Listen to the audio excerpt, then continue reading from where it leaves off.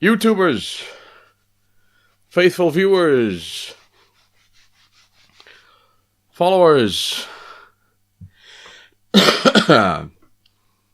I thought it was time for another video because I have quite a lot of pickups that have been waiting for me to show, but I've also been waiting for some things that I've bought that aren't here yet, and again, another binary zone purchase. You know, I love the fact that I can buy homebrew games for my Commodore there.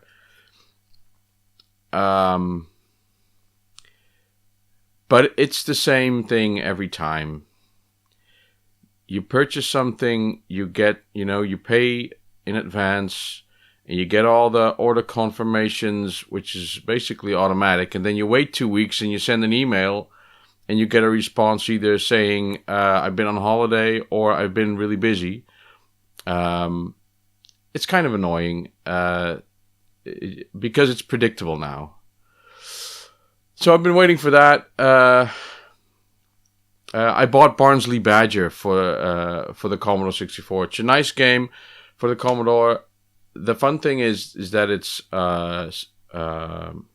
single color sprites, so not multicolor, but the high definition sprites, which makes it look kind of like a Spectrum game, but in a Commodore kind of way. So, and it's a nice game. It's got good music.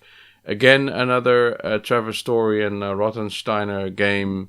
So well coded, well designed. It's an enjoyable game. And I've played it because the good thing is that you actually get the electronic copy.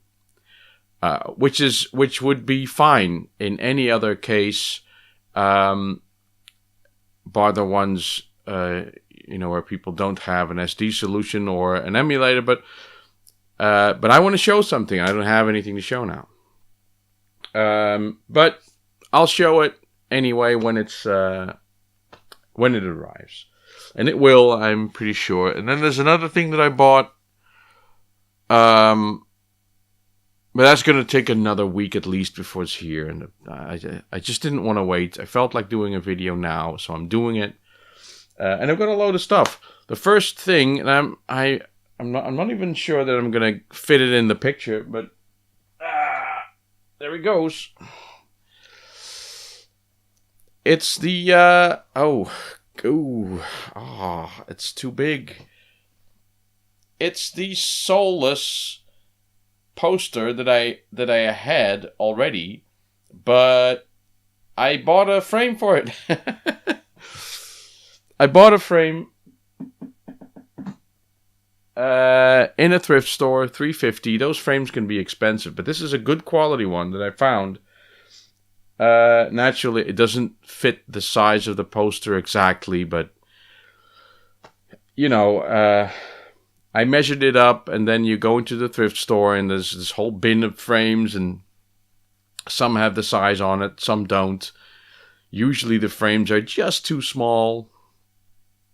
But this one, I knew it was too big, but it had a black background in it.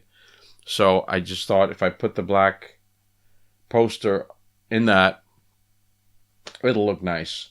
All I have to do now is drill all the walls here are either drywall or some sort of plywood, so I can just put a screw in it and then hang it up. The artwork by Trevor Story is very nice. He publishes his stuff on Facebook a lot, which it looks cool. And the backside of this poster has a map to all the rooms in the game, so I can't use that now. But the order actually came with a PDF of the backside at least, so I can use that if I need it. And Solus is actually a very good game. There's a Solus 2 on the way that I'm definitely buying when it's done, but Georg and Trevor were working on a game called Hyperion, but there were technical difficulties that Georg wasn't able to solve, and it was driving him nuts, and I think he said sod it. I'm gonna leave it, and I'm gonna work on something else. And then they picked up Solus 2 again, which is going well. I believe. Then my wife's birthday. Now, a good tip. You know, I'm probably not the only one who does this, but I buy my wife a gift that we both like. Right? My wife is into the same things that I'm into, except gaming. But I got her this. We didn't have this. We didn't have a Blu-ray of Episode 7. And she likes Star Wars, she likes Star Trek, and she actually knows the difference. But I got her this, you know, and myself. She didn't want anything, you know. She told me when I asked her, "What do you want for your birthday?" She says, "I don't want anything." That's what she literally said. And then she went and bought. She told me, "Oh, there's a little parcel coming with gifts for myself for my birthday." So I thought you said you didn't want anything. No, and but I wanted this, so so I went online and bought this. It's new and sealed. Only thing is, what I don't like is that the disc is loose. Now it probably won't damage because it's all plastic, but you know. So I got that. Then my own birthday happened. We're not. You know, we're pretty close together.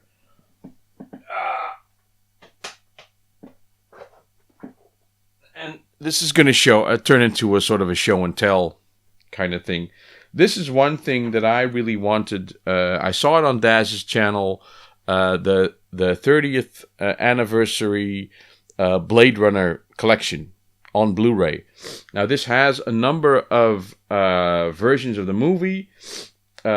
It has the final cut, which is, I think, is the most recent. I don't think I've seen that. My favorite is the original theatrical cut, which is also, I think, known as the US theatrical cut.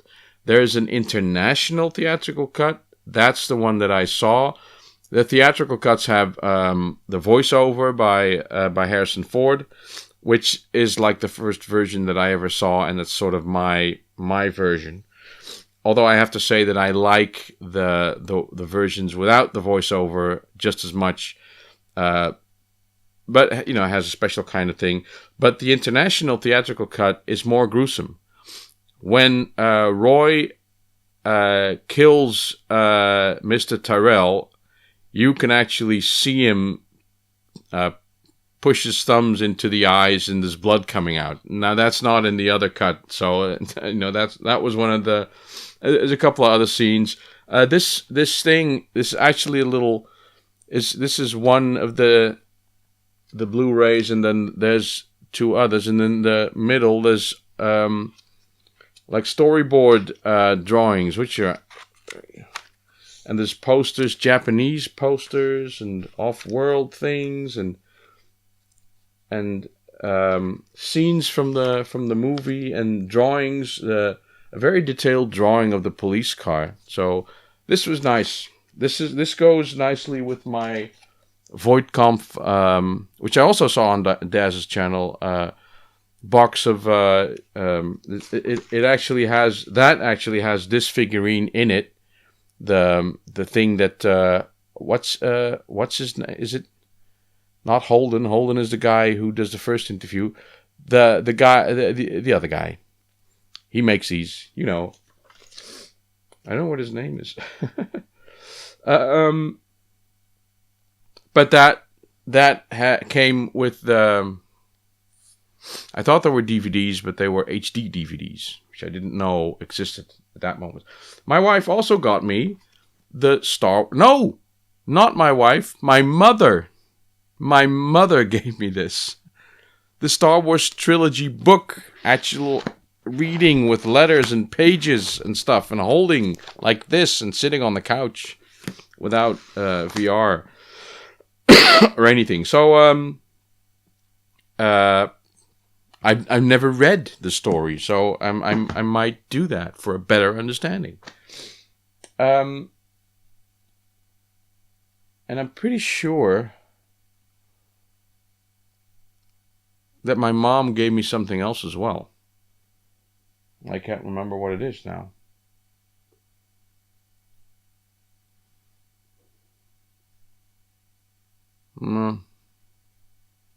I think she gave me a sweater or something. And stuff that mothers give.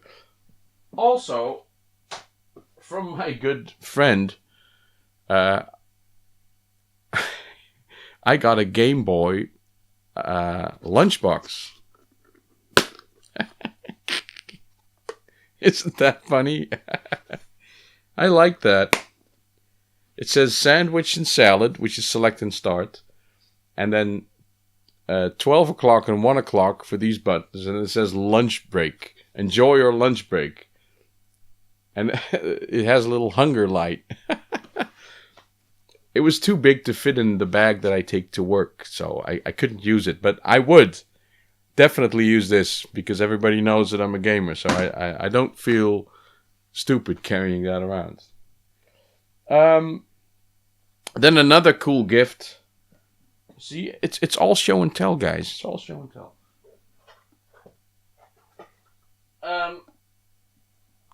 Mark came by, Lactobacillus Prime. He came by and he said, I have something, excuse me, and I have a couple of them, and he wanted to give me one, and that is this. The Revo K101. This is a Game Boy Advance emulator. Is it going on? Is it turning on? Yeah. And I'll boot up a game, Mario Kart. See? Ding.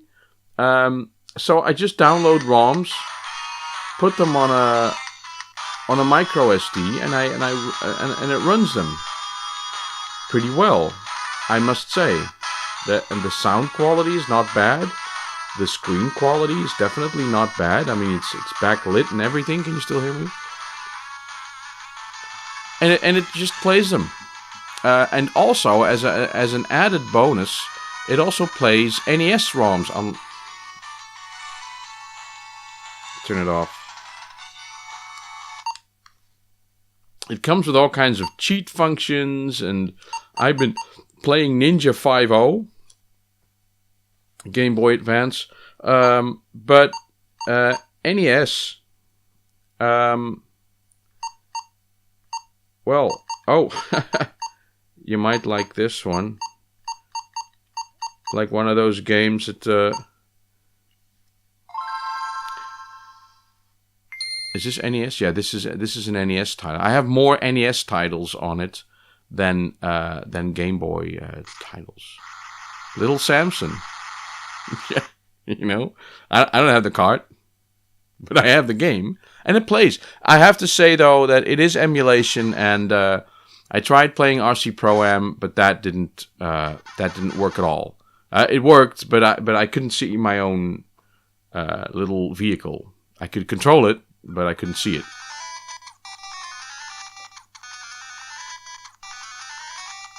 Nice or not? It takes there's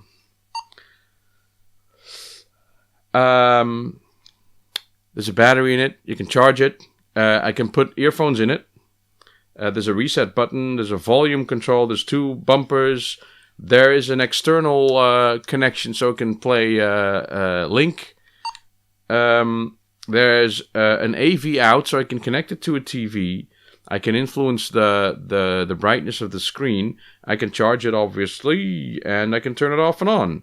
And it has a little thingy bob to put on a lanyard on it. Also, I'll turn it off. Also, I can put Game Boy Advance cartridges in it. And it comes with this blank one that I can put an SD card in. And I put it in here. And I've got games. This is a 4 gig card. And NES games are a few hundred K. I mean, they're really small. So, thanks, Mark. This was a cool gift that I totally didn't expect, and I'm liking it. It's. I have to say, that the buttons aren't up to the highest standard, and when you're gaming, sometimes you want to go left and it doesn't go, that kind of thing. So, if I had to win competitions with this, I wouldn't trust this, but I'm happy with it nonetheless. Then I went with Mark, and that's the birthday stuff done.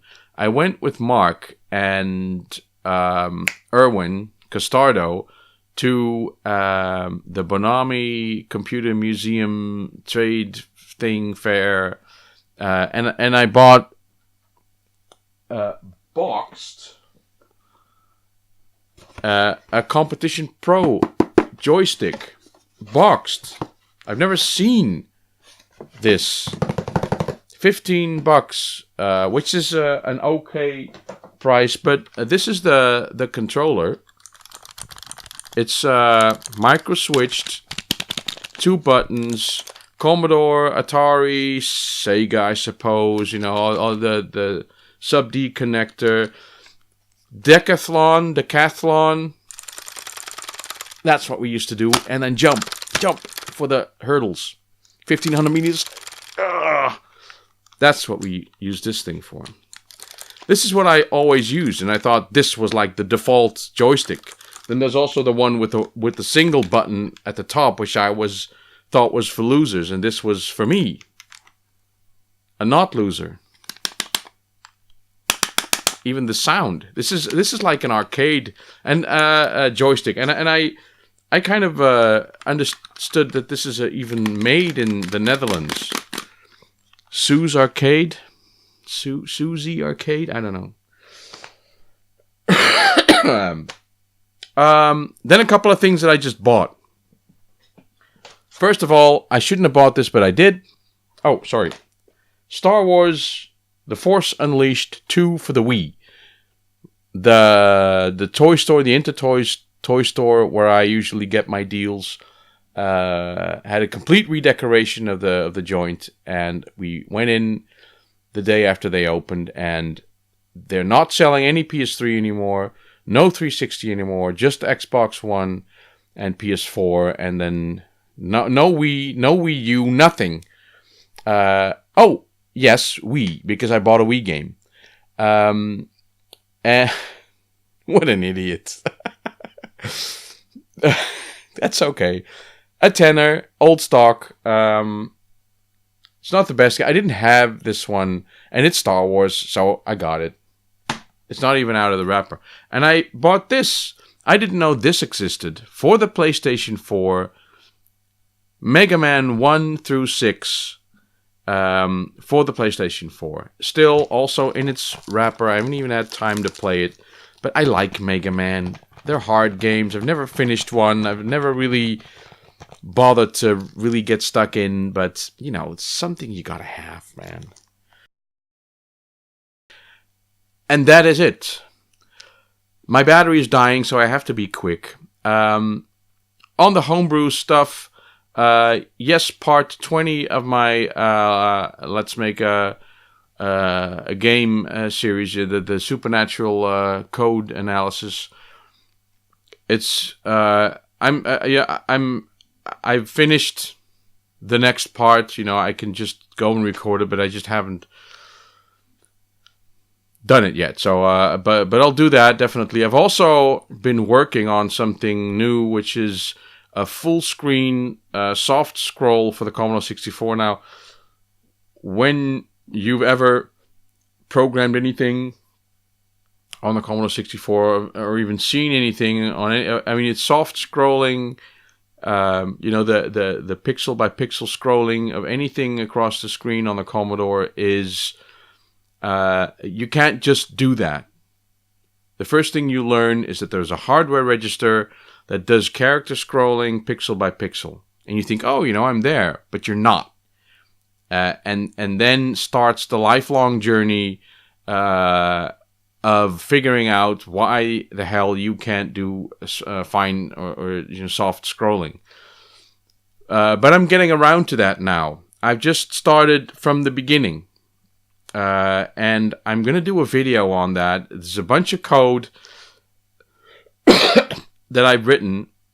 And actually doing the code analysis for Supernatural has given me the extra boost that I needed to actually start coding and doing my own soft scroll. So I started with that register thing. Just have the letters move about on screen, and then I went into machine language to assembly. It's use the right words here.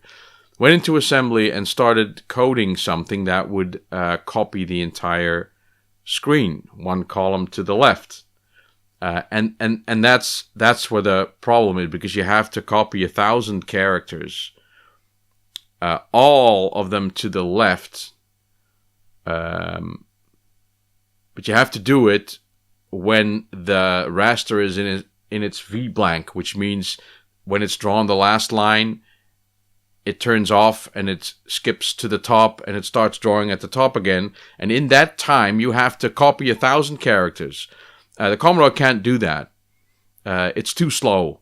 So you have to make a backup buffer where you do that work. So you can change the code, the 1,000 characters off screen.